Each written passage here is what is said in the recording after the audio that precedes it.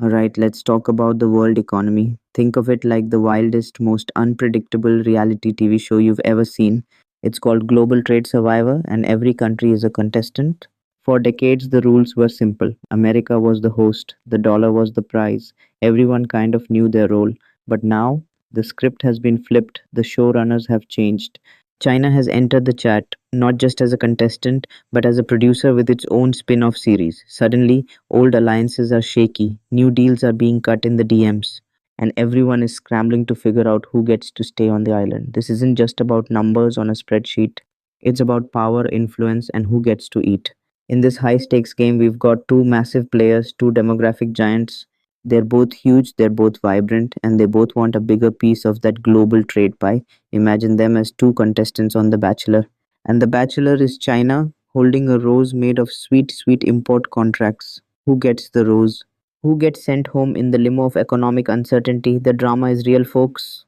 It's a geopolitical telenovela where a shipment of soybeans can be more dramatic than a surprise evil twin reveal. This is the new world order being built container by container.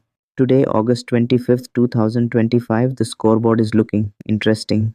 It's not just about who has the bigger population or the spicier food, though, let's be real, that's a tough call.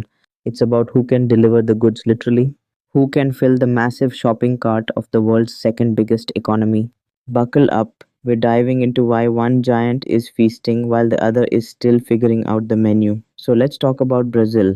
For a long time, when you thought of Brazil, you probably thought of soccer legends, the Amazon Carnival. But in the last few years, Brazil has had a massive glow up, less beach party, and more boardroom boss.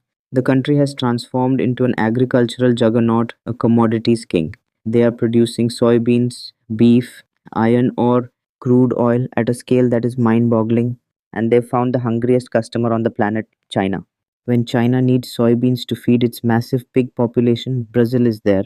Brazil is basically running the intercontinental Costco for Beijing. Phone answered on the first ring. This didn't happen by accident. Brazil invested heavily in agricultural technology.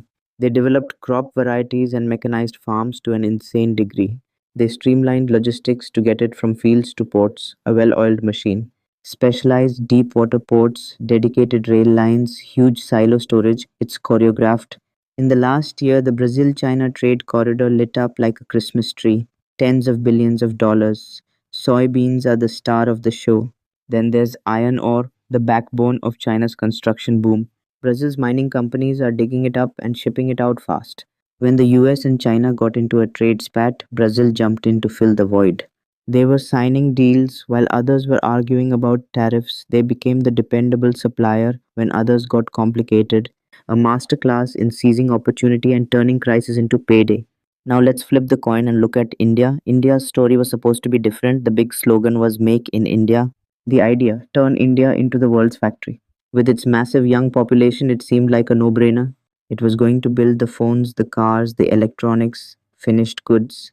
But turning that vision into reality has been like trying to stream a 4K movie on dial up. It's buffering a lot.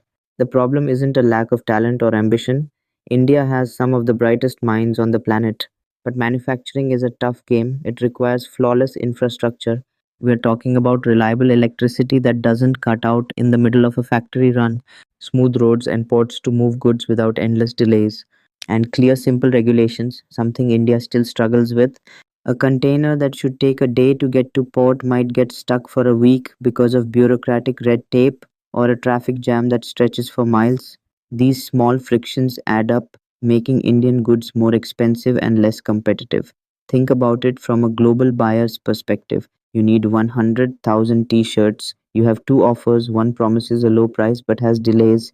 The other is slightly more expensive but guarantees on time delivery and quality. Who do you choose? For most big brands, reliability is everything. So while India's service sector, IT and software, has been a massive success story, its manufacturing dream has lagged. The engine is there, but it keeps stalling. Make in India has had wins, especially in mobile phone assembly, but it hasn't created the tidal wave of exports that was hoped for. The country still import